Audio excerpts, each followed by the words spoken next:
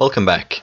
In the last tutorial we looked at how the grid manager indexes each of the different tiles. In this one we will look at various ways of accessing these tiles, of getting tiles in range, of finding tiles that are visible and so on, and how these tiles can then be manipulated. At the end of the last tutorial we looked at how we could manually get an index or add to or subtract from an index to get a surrounding grid index.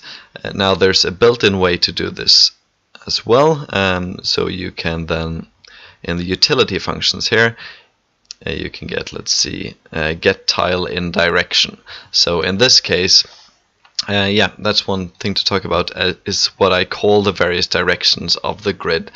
Just when you look at the grid from the top and you have it selected, so you have the center of the grid here, then I've decided to call thing going in the x-axis here for east, this for south, for north, and so on. So whenever I use the word north, it means that it goes in this direction. In other words, that grid index is subtracted by 1. When you go south, you're adding 1. When you go east, you add 1,000. Go west, you subtract 1,000.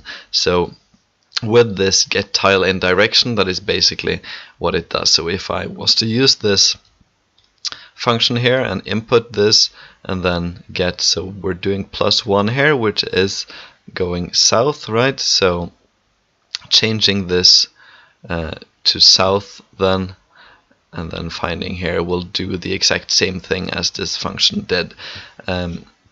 So this might be useful in some cases. You will see when entering this that we are getting the tiles here from this base edges array, and this is an array that, if you look it up here, it holds all of the base directions of the grid if you have it set up by default.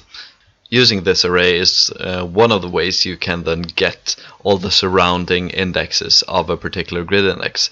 If you're interested in doing so, I can show it here. So if I copy this, or yeah, just get base edges, you can use that as well. Then you can loop through these and then add the index of a particular grid index to get all of the surrounding grid indexes. So to show this, we can use a for each loop through all of these edges, and all of these edges, they are how the surrounding edges are related for any tile, and then we can just add this particular index here to each of these.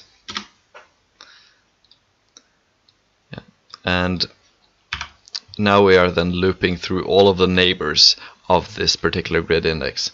You can show this quickly by just printing the index and pressing play, and then when I press Z here, you can see at 2001, and if I press Z you can see that all of the tiles that are around, at 0 you get these, but you also get more. You see that you get the tiles that would be next to this as well.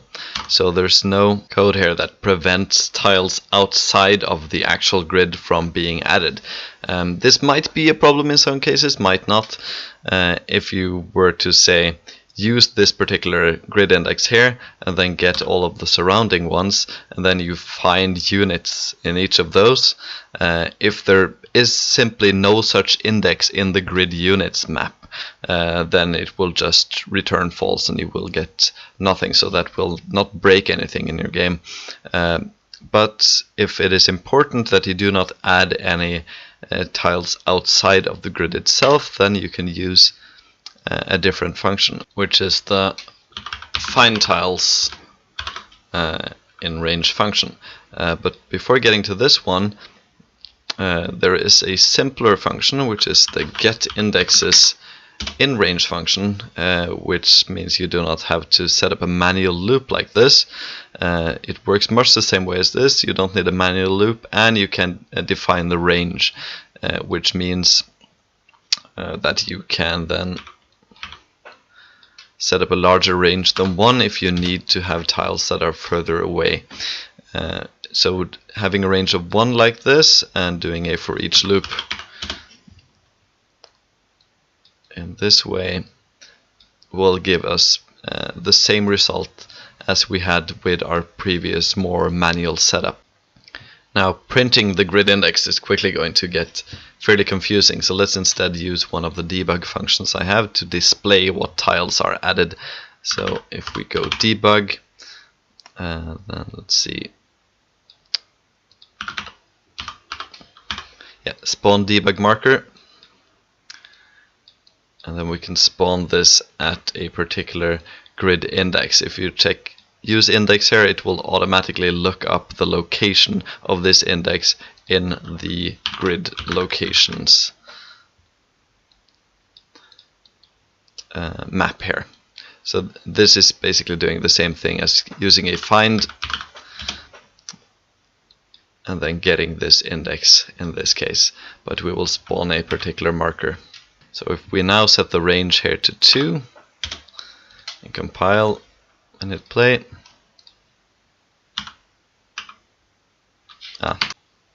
forgot to add the index into the start index here. So now you see if we click, we get all of the indexes here get this little white arrow on them. That's not very clear to view actually on top of these white numbers, so let's just turn them off for now. There. Okay, so there are some other options here. You can see that you can set it to diamond shaped, and if you do, you can see that it appears in a sort of diamond shaped pattern around. This of course doesn't work with hexagonal grids, but I'll get back to those grids later. If you're using a multi-level grid, you can check all levels so that you will not just get the tiles on the particular level, but also those that are above or below that are overlapping the tiles in question. You also have the size adjustment here. This is to create an offset if you're using big units that are not centered on their particular on the visual center tile of their unit. But I'll talk more about that in a later video. So the get indexes in range function is actually part of the find tiles in range function. If you go into this, you see that this is the first part here. So it's a two-part function here, which then loops through all of these indexes. And first it gets rid of all indexes that are outside of the actual grid. So if you need that, this is the function you will need to use. And it also has some other inputs, which is the max Z difference, or that is how much higher or lower can a tile be compared to the center tile, the start index, for it to be added. So this can be useful in cases if you have very large height differences in a map. So maybe you have a melee unit with a range of 1, and then there's a huge cliff on the side of him, and there's another unit on top. Even though he has a range of 1, you don't want him to be able to hit that unit, for instance. So there you can define the max height difference, the Z difference as it's called here. You also have a minimum range, so you can set up if you want to have the first few tiles in range to not be added. You can check or uncheck the check visibility, which is one of the most useful parts of this function, which then sends a line trace to every single tile to see which one can be seen. So let's show how some of these work. So if you use this function instead, so now we find tiles in range, and you will see that the output here is no longer an array, but it is a set instead. Sets can easily be converted to arrays, but you can't go the other way.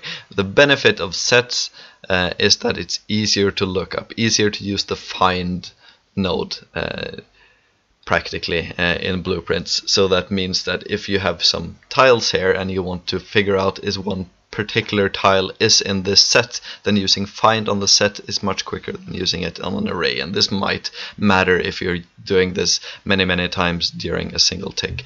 But anyways, if we put this range up to 2 and we then check visibility, and then we do the same thing, spawning debug markers and all of this. And if we press Z here, we can see now that these tiles are not added because they're not visible, and neither is the one in the center here, and this is because we set the minimum range to 1. If we put this to 0 instead, then we will include the center tile. So in many cases, if you're trying to find units in range or something, you don't want to find the unit itself, so therefore it's handy to put a minimum range. We can set a minimum range here to 2 and set the range to 3, and then check diamond shaped to get a far away diamond shaped pattern looking like this. And those are all of the options for this function. Now if you go to the ability blueprint in BP abilities, you will see that this is on player activation. If display invalid tiles is set to true, this is what will be used, that you're using the find tiles in range, with some various input here depending on the ability in question and properties of the unit. In this case here it's also converted to an array, and then all of these indexes are converted to locations to then display these tiles in range. You can also see that we have another option here, which is for finding just visible units in range, because abilities don't really care about all of the other tiles in question. So the find visible units in range is a more efficient function that only searches for units. This function leverages the fact that there will generally be a lot fewer units on the board in total than there will be tiles in range if you have a reasonably long range for the units. That's just an added efficiency there. So that's a function you can use if you're just looking for units, but you can also just use the regular function for finding tiles in range and then filtering out whatever you don't need. Making such a filter function is something you might want to do yourself at some later point if you're making a specific function for, say, getting only a certain kind of actor in range, or finding tiles in a specific pattern or something like that. So I'm going to demonstrate one way of setting that up. So first, let's just resize this grid to something so we have a bit more to work with. And say that you want to have a sort of you want a function for finding tiles in range, but you only want to get tiles that are directly in a line. You don't want the ones that are in between. Maybe you're making like a beam attack or something like that. Let's see how that can be done. So then let's make our new function. So we're adding a new function, and we can call this keep tiles in straight line, like this, and we want the input then to be a bunch of grid indexes. And so let's then use an integer, because that's what we're using for grid indexes, and I'll call this grid indexes. And do we want this to be an array, or do we want it to be a set? Well, if we're using an array, we can get input from both arrays and sets, which will be useful. And we are not going to be using the find node here, I think, so then we just keep it as an array. Back in the event graph, we can add one of these. So then we use this filter function here, and for this we want to spawn our debug markers afterwards. So clearly we need also to output an array.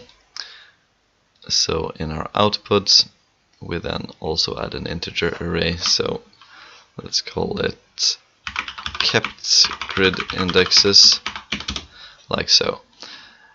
Okay, so we want to then loop through all of these indexes and figure out which ones fulfill our requirements of being in a straight line, and keeping those and throwing out anything that does not meet those requirements. So let's add an A for each loop here. And then let's figure out what makes these tiles special. So if I then re-enable pre-generate here, so we can see the indexes here. So if we are at this tile, let's just start with the straight lines like this. So what makes these tiles differ from the ones that are diagonal to it? So you can see here that in these cases, like either the in the x-axis the value is the same as the start index, or the y-axis is the same. If both of these are different, then it will not be in a straight line. So this is something that we then can filter for. To be able to do this comparison, we will need to have a reference to the center index. So let's make a new integer input here, and we can call it then origin grid index, like so. And back in the event graph, see, we can then connect up this index here. Let's make it a bit more visually appealing.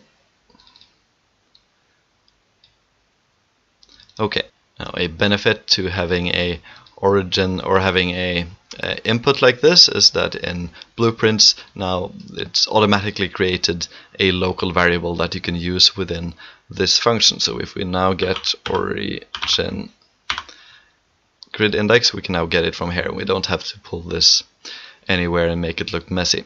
So now we want to compare this index, so we're looping through all of the indexes in range we've found and compare it to this one and figure out if they meet our requirements. So how do we do this? Well, we can use a useful function that's added in the grid manager, which is we can then get x and we can get y. So what this means, if you get x of, say, this tile here, then that will be 6. If you get x of this tile here, that will be 9. The y of this tile will be 3. So that's what this will return. Now we can do the same thing with this origin index, and then we want to see if then either the or if the x is the same as the origin or the y is the same as the origin. We want to keep this grid index. This is done quite easily. So we can do like so, and then just copy this. Then just use an OR. Add a branch. So, whoops. If this is true, then we want to keep it. So how do we keep it? Well, we could do the one way and like get this input array and then remove all of them and so on, but that's tricky. So let's add a local variable here with kept, let's see, local kept grid indexes, and also make it an array of integers. And then we can add here, and since it's a local variable contained within this function, it will be reset to 0 whenever this function is run. So we don't have to manually clear this array or anything, which is a benefit here. So then if this is true, we add this to the local kept indexes, and then when we're done with this function, we can then output this. Now hopefully this should work. If we go back here, then we can now loop through these indexes that we've kept and then spawn debug markers for them. Let's up the range a bit too, so we can see it a bit further, and hit play. Yeah, let's remove the numbers so that we can see. And there we are. Yeah, we've still kept the minimum range, but you can see that we can find these tiles then in straight lines. Now, as the last thing, let's see how we can use this to actually influence the game. So say we want to then make this sort of beam weapon in all directions, so that we can hurt units with them. So if we just place some of these around, so we want to be able to then hurt these units. So now we have all of these tiles, we can then loop through all of them and we can check if we find units on them. So instead of spawning a debug marker here on each of these, I then get the grid units and then use find. And can try to find this element because they're contained on the keys here. Remember, they are the same for these functions. And then if this is true, we do find a unit. We want then to deal damage to this unit.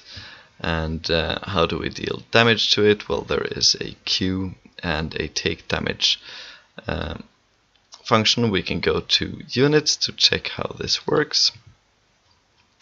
So units, they have a, let's see, take damage function, which is this one. So this is what we want to call. So on this unit, we call take damage, and then we deal whatever damage we want to deal. Now, if you have not seen my tutorial on the action system, then you might be surprised to see that when we do this now and I press this button, then nothing apparently seems to happen, even though I keep pressing. But if I end turn now, oh yeah, didn't even, you can see that the game ends. So the units did die, but you can't see it visually, and this is because we need to display this damage as an action. So we can set this up again, looking at the unit. If you can't follow this because you haven't seen the action system tutorial, don't worry too much. But just know that to display stuff in game, there's a big difference between the grid logic and what is visualized to the player. And all of this grid stuff we're doing like on the lower level server side, grid logic side, so none of that is actually displayed to the player. So we see we have a hurt action here, which calls the animate hurt function, which takes a float as input, as damage. So therefore we can, for this unit, we can make a Q action, and the name was hurt with a capital H, and the executing object is this unit, and the damage, we input the same damage. So let's make an array.